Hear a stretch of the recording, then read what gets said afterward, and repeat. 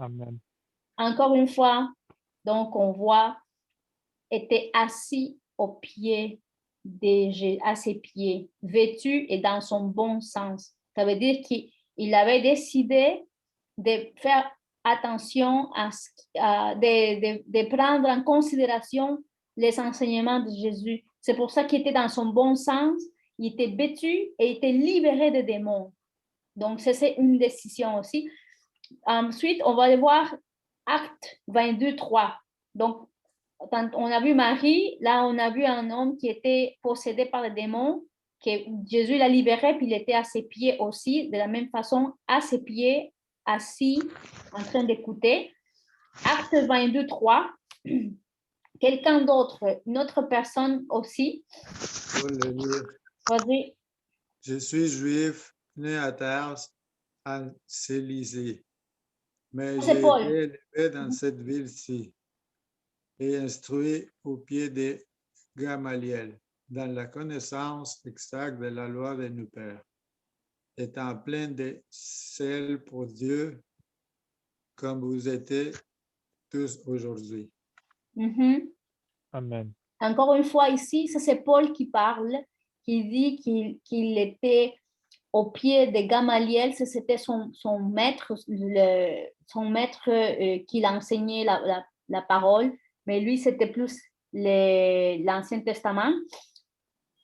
Puis il dit encore ici, c'est écrit, il est instruit au pied de Gamaliel. Donc, ça veut dire que quand quelqu'un, c'est une expression, quand quelqu'un vient au pied de quelqu'un, c'est pour, justement, il considère plus grand l'autre personne, il considère maître, il considère professeur, humilité, et il se met là à ses pieds pour recevoir, pour apprendre de lui.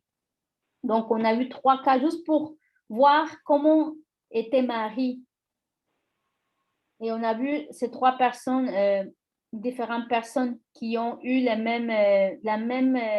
même caractère que Marie, qui ont voulu apprendre. Il y a une personne?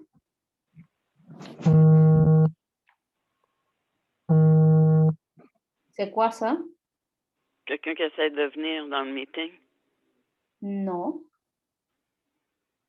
C'est quelqu'un qui a reçu un téléphone. Moi, je pense que c'est ça. Il y a quelqu'un qui a... Joanne, enfin, on peut te voir. On peut te voir la tête, au moins.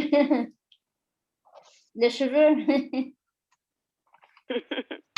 Bon, mon téléphone fait du progrès. Ouais, bravo. Donc, voilà. Alors, on a vu Marthe. Elle était une personne accueillante. Puis, il y avait une maison et il y avait l'hospitalité d'accueillir dans son foyer. Marie, elle avait plutôt l'humilité. Puis, elle venait s'humilier devant le Seigneur, s'est mis à ses pieds tout de suite pour l'écouter. OK?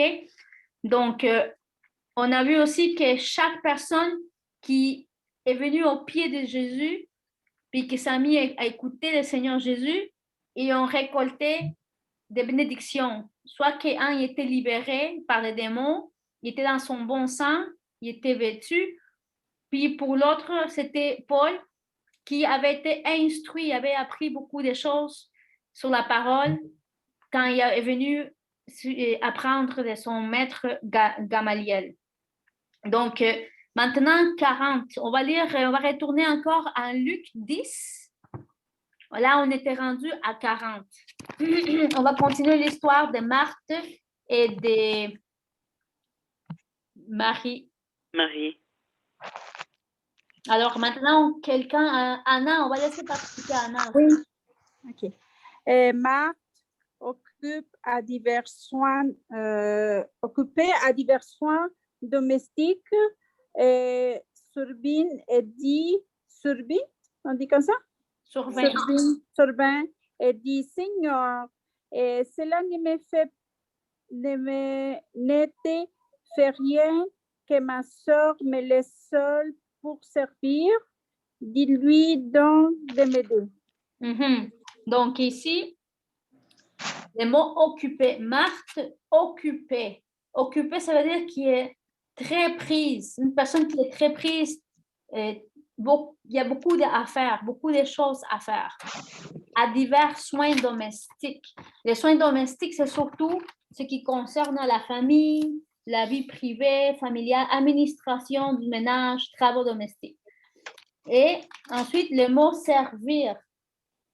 Survient et dit, Seigneur, cela ne te fait-il pas que ma soeur me laisse seule pour servir? Servir, ça veut dire apporter à quelqu'un son aide, aider, apporter son soutien. Et c'est quoi un servant? Après soins domestiques, après servant. De Michel? repente. Servant. OK, c'est bon. OK, merci. Donc, les 41, on va lire les 41 maintenant. On va laisser lire à Ram. Oui, juste un instant. C'est quoi le verset? 41. 41. Le Seigneur lui répondit, Marthe, Marthe, tu t'inquiètes et tu t'agites pour beaucoup de choses. Voici. OK. Dans le dictionnaire, ça dit, lorsqu'il y a une répétition d'un même mot, il peut s'agir d'une tournure jugée fautive. Quand quelqu'un dit Ram, Ram, Ram, Ram, quand il répète quand il dit Joanne, Joanne, c'est comme, tu es en train de dire, il y a quelque chose que tu fais, pas bien. Donc ici, le Seigneur est en train d'attirer l'attention, est en train de dire Marthe, Marthe. Donc c'est ça, c'est comme quelque chose comme si il jugeait fautivement. Et après, inquiété. Alors il dit Marthe, Marthe, tout inquiète.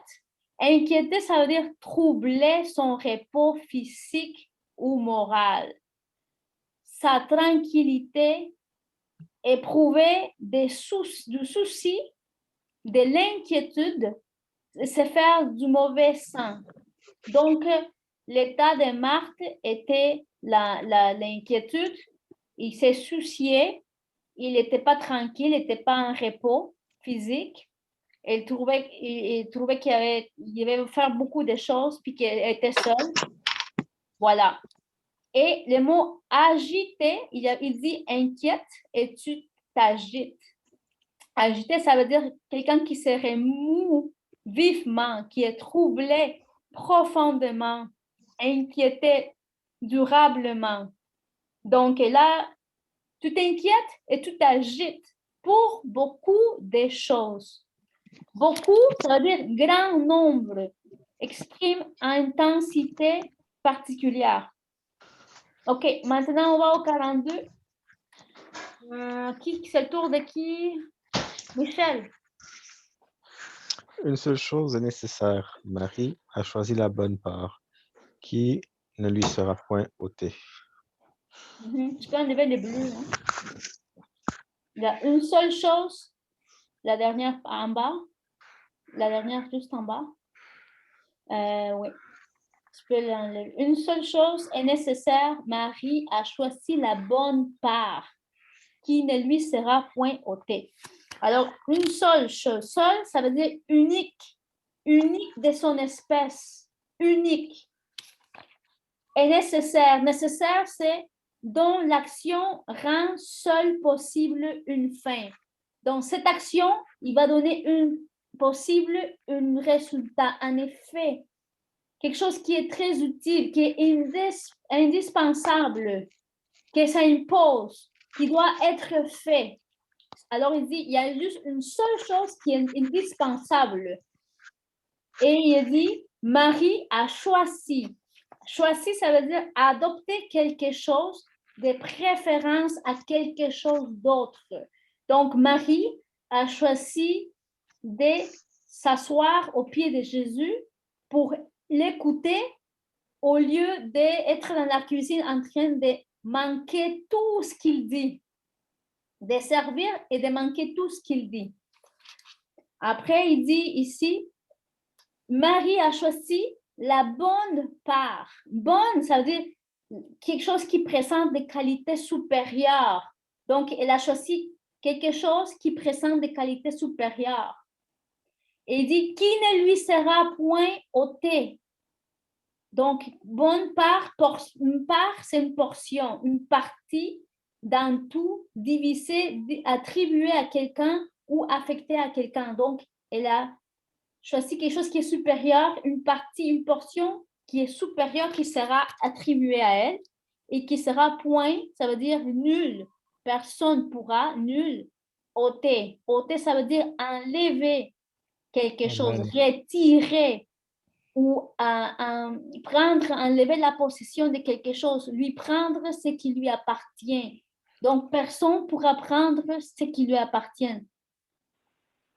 Alors, voilà. Donc, ça veut dire que nous, quand on écoute la parole, là, on pense que c'est juste, on fait juste écouter, mais on est en train d'activer notre foi.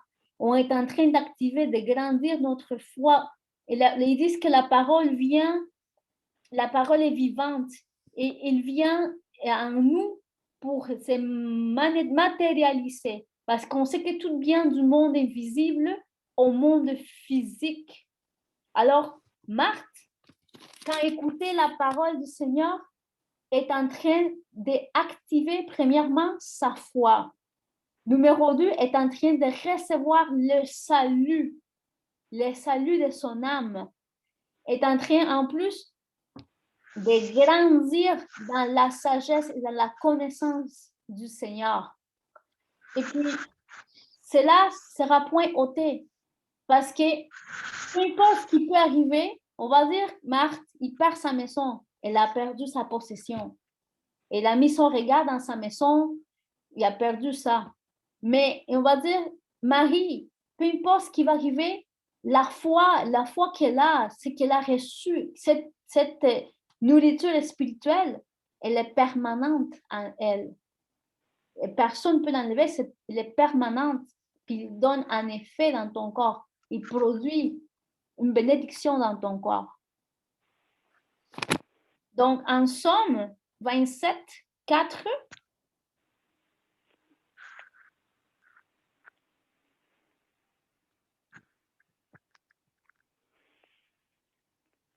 on va voir ce que le roi David dit.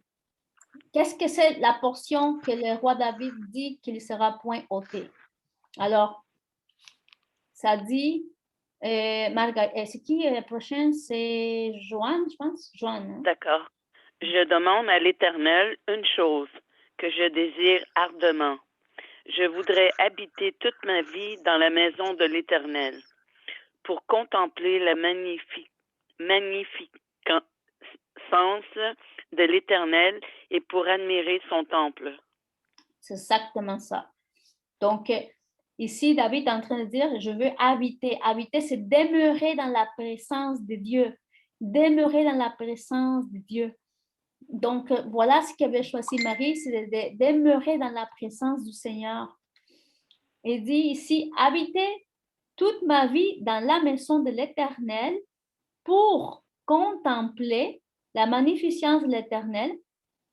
Mais aussi, ça dit ici, pour habiter toute ma vie dans la maison, pour contempler. Dans son autre version, ça dit pour enquérir. Enquérir, ça veut dire chercher, s'informer, se renseigner, questionner, rechercher, enquêter.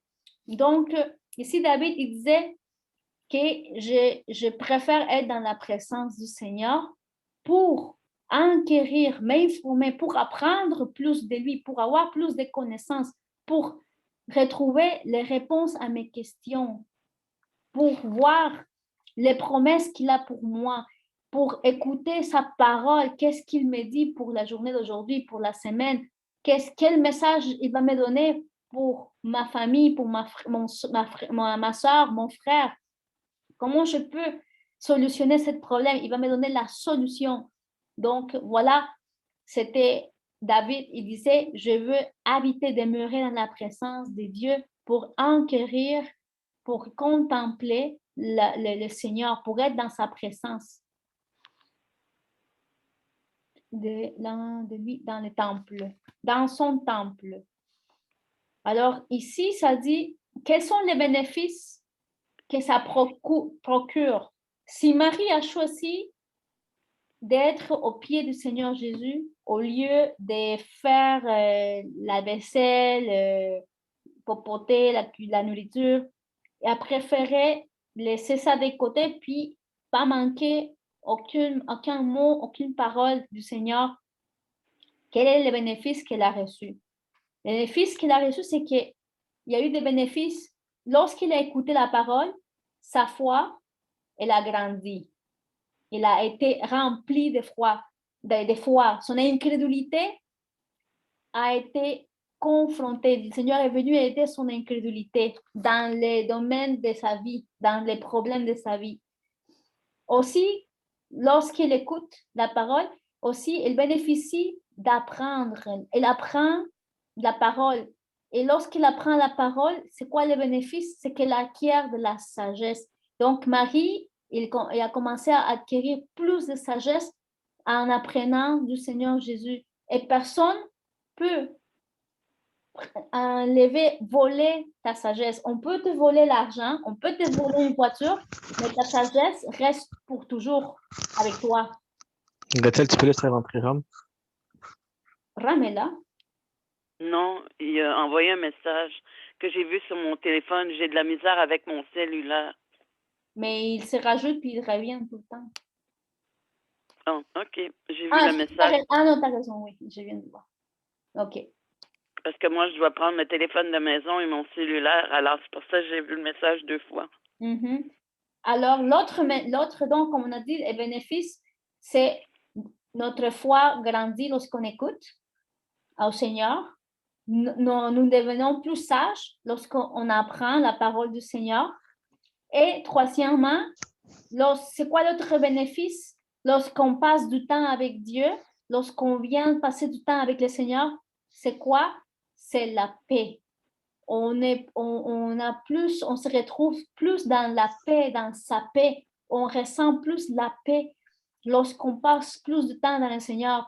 Et cette paix, elle demeure en nous et on peut la transmettre à d'autres personnes dans notre entourage, même quand ça ne va pas bien, quand il y a quelque chose de difficile. Cette paix, il peut nous protéger, il peut nous aider dans ces moments difficiles parce qu'on s'est habitué à avoir cette paix constamment dans le Seigneur, que dans les moments difficiles, on va savoir mieux gérer les problèmes. Ou encore qu'on a comme bénéfice lorsqu'on passe du temps dans le Seigneur, avec le Seigneur, mais lorsqu'on passe du temps à louer le Seigneur, à chanter le Seigneur, le bénéfice, c'est qu'on ressent plus de joie. La joie, il y a une joie qui vient, qui est inexplicable, une joie lorsqu'on chante, lorsqu'on loue, il y a une joie qui nous remplit de tête à pied.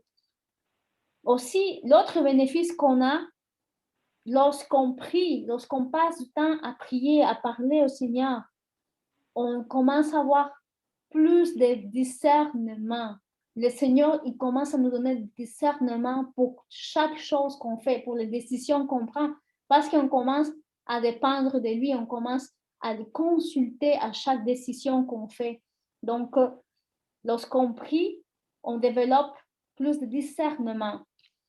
Aussi, l'autre bénéfice qu'on a lorsqu'on jeûne, on ne mange pas pour se consacrer aux choses spirituelles, on développe, c'est quoi les bénéfices? On a plus de santé, mais aussi une santé spirituelle, parce qu'on est en train de donner plus de place à l'Esprit de Dieu dans notre corps. On supprime la chair, puis c'est l'Esprit de Dieu qui prend plus contrôle. On est en train de grandir, de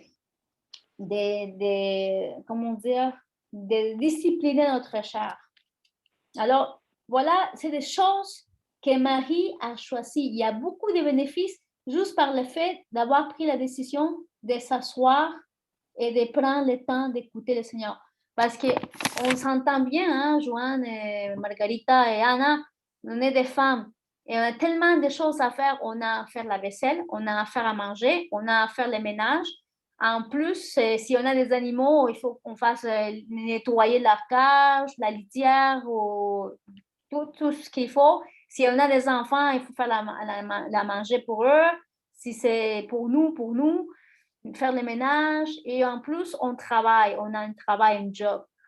Alors, on a plus tendance, surtout les femmes, les mamans et même les hommes, parce qu'ils sont portés à juste travailler, à donner plus de place et se concentrer en énergie à faire tout le reste, à faire le travail, à faire tout ça, puis on laisse juste qu'un petit temps pour le Seigneur, un petit temps pour la lecture, un petit temps pour prier. Et des fois, on ne prie pas, on ne lit pas, on dit, on va le laisser pour demain.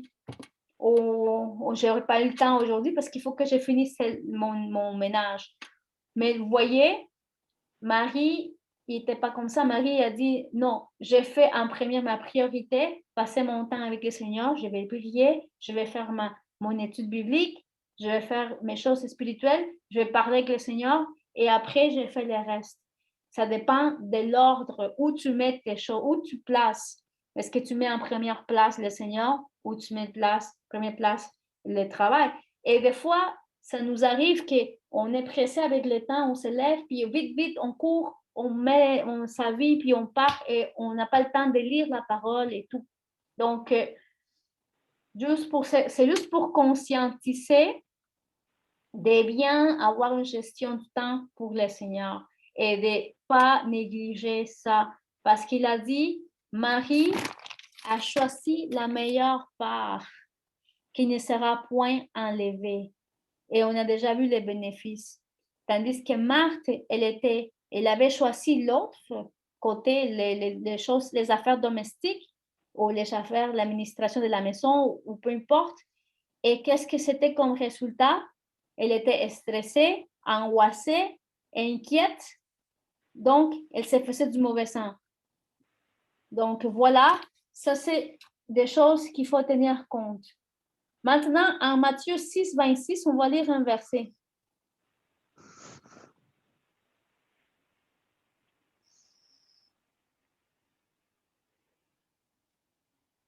Matthieu 6, 26.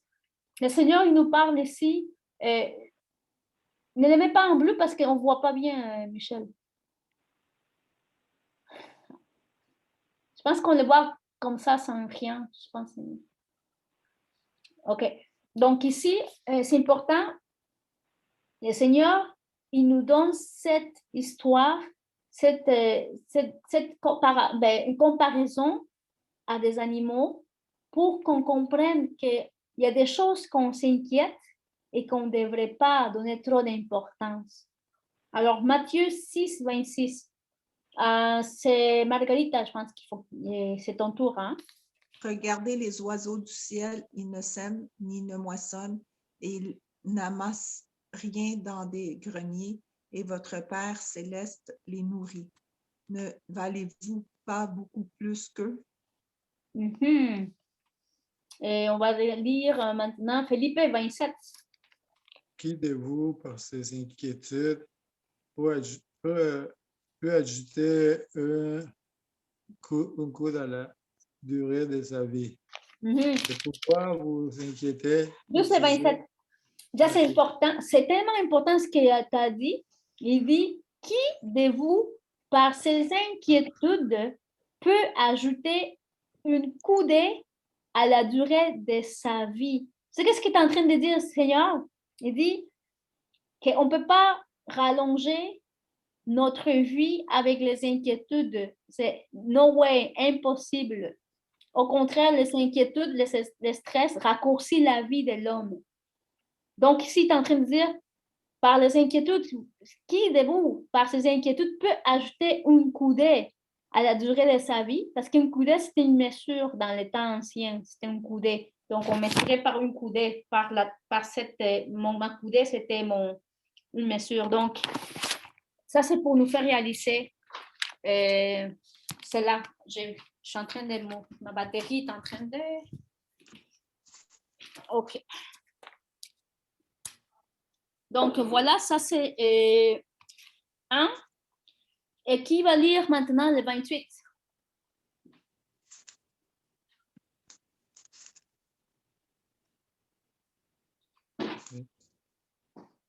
Moi, si j'arrive à lire. c'est là, je commence à regarder. 28. Regarder les oiseaux. Non, 28, Non? c'est ici. Et pourquoi? Ah, En et haut. pourquoi vous inquiétez au sujet du vêtement et considérez comment croissent les lits des champs. Croissent les lits des champs. Il ne travaillait, c'est en rouge, je n'arrive pas à lire. Il ne travaillait ni ne filait. Cependant, je vous dis que Salomon, mais... Ah, c'est correct? Oui. Là? Oui. Ok, désolé. OK. Donc, 28, tu as lu 28. Pourquoi vous vous inquiétez au sujet du vêtement? Considérez comment croissent les lits des champs, ça c'est les fleurs, les lys des champs. Ils ne travaillent ni ne filent. Alors ici, il dit, vous inquiétez et considérez, c'est le mot que j'avais souligné. Ils travaillent. OK, 29, c'est le tour des Ram. OK. Cependant, Margarita, Philippe, ils ont lu. OK, oui, excuse-moi. Ah, c'est correct. Cependant, je vous dis que Salomon, même dans toute sa gloire, n'a pas été vêtu comme l'un d'eux. Comme l'un de ces fleurs, les lits de champ. 30, Michel. Si Dieu revêt ainsi l'herbe des champs qui existe aujourd'hui et qui demain sera jeté au four, ne vous vêtira-t-il pas à plus forte raison, gens de peu de foi? 31, on va joindre. D'accord. Ne vous inquiétez donc point et ne dites pas que mangerons-nous, que boirons-nous, de quoi serons-nous vêtus? Maintenant, 32, Margarita. Car toutes ces choses, ce sont les païens qui les recherchent. Votre Père céleste sait que vous en avez besoin. 33, Felipe. Cherchez premièrement le royaume et la justice de Dieu et toutes ces choses vous seront données par-dessus. Amen. Donc, on peut voir ici Amen. que le Seigneur est en train de nous dire, des fois, on s'inquiète pour des choses qu'on ne devrait pas s'inquiéter. On ne devrait pas s'inquiéter pour qu'est-ce qu'on va manger, qu'est-ce qu'on va mettre comme vêtements. On passe trop de temps à ces choses, que c'est les païens. C'est les païens, ça veut dire les gens qui n'ont pas reçu le Seigneur, qui passent leur temps là-dessus. Donc, nous devons surtout, avant tout, notre premier intérêt doit être de chercher l'apprentissage, de chercher la sagesse du Seigneur, de toujours voir les opportunités pour apprendre plus, les opportunités pour prier, les opportunités pour lire, pour méditer la parole, les opportunités pour prier, pour louer le Seigneur, pour partager notre foi, évangéliser, tout ce qui est opportunité spirituelle, de prioriser ça que le reste. C'est ça qu'il est en train de dire. Et si vous faites ça, il dit, tout le reste vient par après. Alors, Marie avait choisi la paix de Dieu au lieu de l'inquiétude. C'est ça qu'elle avait fait. Au lieu de l'inquiétude et des préoccupations. C'est ça son choix de Marie. Donc, il faut savoir donner place au bon et savoir rejeter le mauvais afin de garder sa paix intérieure et la joie du Seigneur, car c'est notre force. Donc, c'est ça, Marie avait choisi de s'investir plus, à apprendre plus, à chercher plus la paix, la joie qui lui procure le Seigneur lorsqu'il va vers lui. Elle sent la paix, elle voit les bénéfices que le Seigneur lui donne lorsqu'elle se rapproche de lui. Tandis que quand on s'éloigne de lui, quand on est loin de lui, on s'inquiète pour la nourriture, pour les affaires domestiques, pour toutes ces choses. Ben, c'est les inquiétudes qui commencent à venir en nous, le stress, on commence à mettre notre regard dans l'économie, dans les finances, dans les choses. Mais ici, il a dit qu'il y a un ordre en toutes choses. Puis c'est le Seigneur qui te donne les idées, c'est le Seigneur qui donne les solutions, c'est le Seigneur qui met des personnes dans ton chemin pour te bénir, pour t'aider, pour te prospérer. Donc voilà, donc le Seigneur, il veut vraiment qu'on soit comme Marie, qu'on prenne le temps de venir à ses pieds pour l'écouter et qu'on soit quand même équilibré. Parce que Marthe, quand même, elle était en train de servir. Oui, c'est bon de servir le Seigneur, c'est bon de venir et d'aider à l'église et tout, mais c'est important aussi de se nourrir de la parole, d'écouter la parole. On ne peut pas juste servir sans aller écouter ou étudier la parole, méditer la parole, parce qu'on va juste grandir dans la bonté, mais on va pas dans la sagesse, on va pas grandir dans la sagesse, dans la connaissance du Seigneur. Alors, voilà ce que je pense. Vous, comme question, alors, moi, j'ai une question pour vous. Est-ce que vous sentez que vous êtes plus comme Marie, quelquefois plus, peut-être quelquefois moins, ou vous sentez que vous êtes dans une période comme Marthe? Comment est-ce que, vous êtes plus qui, Marthe ou Marie, ou ça dépend?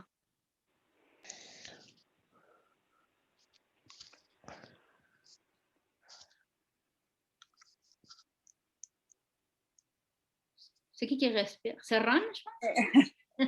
Non, je voulais... Wow. Toujours, je parle. Mais je dis, est-ce que je pense tous les jours à les choses qui... Non, je pense que tous les jours, on dit merci pour la journée et merci qu'est-ce que ça va venir et on laisse quelquefois en main de Dieu. C'est pas évident avec la maladie, surtout quand la maladie, c'est pas nous, c'est par exemple un enfant. Mais malgré ça, je pense que tout le temps, c'est plus la compréhension, non? Qui nous, comme je dis, comprendre pourquoi. C'est nous qui souffrons, je pense. C'est nous qui souffrons. Mais côté matériel, mais je pense que c'est facile à dire qu'on ne pense pas quand on ne manque pas. Hein? Mais quand on manque, quelquefois, ce n'est pas évident. Ah, c'est ça. Voilà. C'est ça. Quand on manque, ce n'est pas évident parce que ça devient beaucoup. Hein? Une obsession.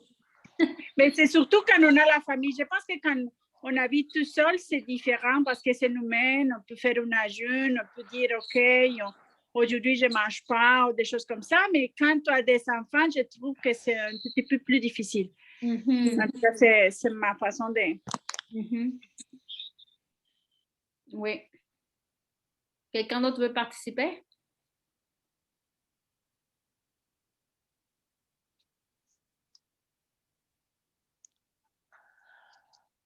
C'est quoi ta question? Si on se sent plus comme Marthe ou comme Marie? Mm-hmm. Qu'est-ce que tu vis? Mais présentement, ces jours-ci, je suis un petit peu plus comme Marie, je dirais. Je prends plus de temps dans la parole, à rechercher le Seigneur, dans le jeûne, la prière. Mm-hmm. Fait que je pense que ça dépend des circonstances de ta vie, des saisons de ta vie, mm-hmm. où est-ce que tu grandis. Mm. Ouais. Pour moi, c'est ça en ce moment. Ouais. Des fois, je pense que des fois, certaines journées, je vais plus comme Marthe, certaines journées, parce que c'est comme tu te lèves, puis il y a des responsabilités, tu dois faire ça à telle heure, tu es pressé, tu dois le finaliser parce que tu as des responsabilités. Et puis, tu dois te rattraper, tu dis, OK, il faut que je fasse ma partie spirituelle aussi. Donc, il faut que tu... par exemple, j'ai dit, je ne vais pas sauter aucun verset de notre défi de 30 jours. Mais hier, parce que j'ai fait 7 travaux qu'il fallait que je finisse pour demain, Je restais sur tard et je n'ai pas eu le temps de faire mon défi de 30 jours. Mais je me suis dit, OK, aujourd'hui, je vais le faire de hier et d'aujourd'hui. En finissant le 5 à 7 tantôt, là. Donc, ça, c'est quelque chose qu'il faut vraiment avoir, comment dire? La discipline. La discipline, voilà. Amen. Margarita, toi, qu'est-ce que tu en penses? Ben moi, je suis très disciplinée. Pour moi, dès que je me réveille, pour moi, c'est chercher en premier le Seigneur. Mm-hmm. Avant de faire n'importe quoi, parce que si je commence à faire quelque chose n'importe quoi, ben je ne mettrai plus ma priorité. Le plus important que c'est le Seigneur. Fait que moi, je touche rien, je fais la première des choses quand je me réveille, c'est aller lire ma parole, prier. Et parce que si je dis comme toi, parce que ça m'a déjà arrivé de dire je vais le faire plus tard ou j'ai vraiment pas le temps, ben oublie ça, là, c'est comme tu as plein de choses dans la vie de faire, puis tu le fais pas. Honnêtement, moi, ça va faire 4 mois et demi que je n'ai pas touché la Bible. Et tu fais plus le Marthe, alors? Toi, tu es comme Marthe? Ben, c'est-à-dire que la conséquence, c'est que tu te refroidis, tu te nourris pas. Voilà. Et en même temps, tu te fais attaquer de toutes parts, tu vois. Voilà le danger que Margarita vient de dire. Parce que quand tu commences à sauter une journée, tu vas continuer à dire, bon, si j'ai sauté une journée, je peux sauter une 12e journée, une 3e journée, une 4e, puis là, tout à coup, comme tu dis, tu commences à te refroidir. Ça, c'est un danger. C'est important, comme il a dit, d'être discipliné et surtout pour les choses spirituelles, comme il a dit, même peut-être te lever plus tôt. Ou peut-être, même si je me suis couchée à 1h du matin, écoute, il fallait que je me lève très tôt, à 6h, et il fallait que je fasse l'effort, le sacrifice. Parce que sinon, c'est comme si après, ça devient difficile. C'est parce que la vie t'envahit avec toutes les responsabilités. C'est très, très important. Même dans la parole de Dieu, c'est écrit dès le réveil, de le chercher. C'est sûr que comme chrétien, il nous manque encore toujours la croissance parce que Dieu, il veut qu'on le cherche en tout temps. En tout temps, c'est écrit dans sa parole. Fait que on était supposé en tout temps toujours lui parler. Amen. Mais quand je me réveillais avant, je me suis dit, je veux commencer un nouveau chapitre de la Bible, c'est-à-dire que je lis un chapitre de l'Ancien Testament le matin, un chapitre du Nouveau Testament le soir, mais je me suis rendu compte que la journée même où j'ai commencé à lire la Bible, mais après, j'arrivais plus à suivre la cadence, c'est-à-dire que c'est comme si je n'arrivais pas à rattraper mon retard parce que déjà avec la pandémie, les problèmes, les changements d'horaire au travail, c'est devenu complètement différent de l'ancienne vie qu'on avait connue avant, tu vois. Il y a un livre que je vous recommande. C'est juste parce que c'est intéressant, ça dit, c'est le Miracle Morning. C'est faire toutes les choses que tu dois faire prioritaires, importantes pour toi avant le matin. Donc, si tu te réveilles à 7 heures pour t'habiller puis pour aller travailler, ben, tu te réveilles donc 1 heure avant, 6. Et cette heure-là, tu l'investis juste à faire tes priorités. Alors, par exemple, il parle ici d'une lecture biblique et méditation biblique et prière. Et ça peut être aussi 10 minutes ou 15 minutes d'exercice. Aussi, ça peut être... Non, tu peux... Non, va dans ta chambre. Donc, excusez. Donc, c'est vraiment le Miracle Morning, ça peut aider à nous discipliner aussi et justement à avoir cette habitude à faire toutes ces choses. Alors, par exemple, ici, 10 minutes de méditation, de prière, 10 minutes de visualisation de notre journée ou de nos objectifs, d'affirmation. Donc, ça veut dire affirmation, c'est nos déclarations que nous avons.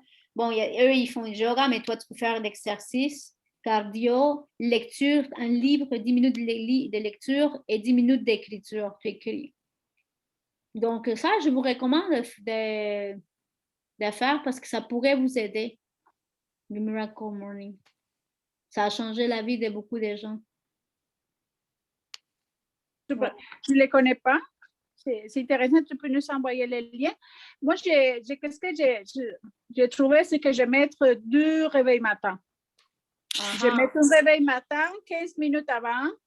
Et dans ce réveil matin, tu peux mettre une phrase. Ton téléphone, tu peux écrire déjà la phrase. Donc, j'écris déjà la phrase à l'avance à Dieu. Oh, c'est le moment de l'avance. Et après, je suis au lit, je fais l'avance et 15 minutes plus tard, ça recommence la journée. Parce que sinon, c'est vraiment...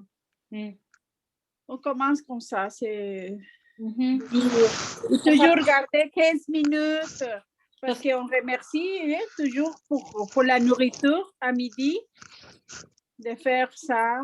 Ça s'appelle ici, en français, le livre s'appelle « Tous ces jours avant 8 heures ».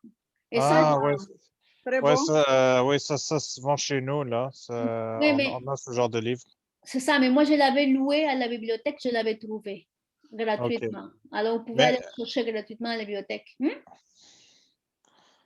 Ou si vous voulez, vous pouvez l'acheter sur le site de Rénobré. Oui, c'est ça. Bon, ben, c'est pas mal ça. Alors, c'est juste pour nous faire réfléchir. Et c'est parfait qu'on a fait cet enseignement aujourd'hui. Et moi, en fait, la fin de semaine, j'étais toute dans le Seigneur. Là, je ne faisais que la part du Seigneur, évangéliser, aller à l'église. J'allais au moins une fois, j'écoutais un enseignement. Mais c'est important de toujours garder l'équilibre et de toujours prioriser le Seigneur parce qu'il y a plus de bénéfices. J'ai senti plus de bénéfices à faire ça qu'à travailler intensément. Parce que je vois en plus, quand tu fais ces choses-là, en premier, on dirait que tu attires après toutes les bonnes choses, les bénédictions. C'est incroyable, j'en reviens pas. Alors, on s'encourage, mes frères et sœurs, puis on va se voir. Moi, je vais aller à une église dimanche, mais ceux qui veulent, je pense que venir dimanche, ou sinon, on va se voir la semaine prochaine, jeudi. OK. Je pense pour la semaine de relâche, ils vont ouvrir certaines activités, mais je ne sais pas, je n'écoute pas trop de nouvelles, mais on pouvait regarder ça. La semaine de relâche, c'est quand, à partir de quand? C'est la première semaine du mois de mars.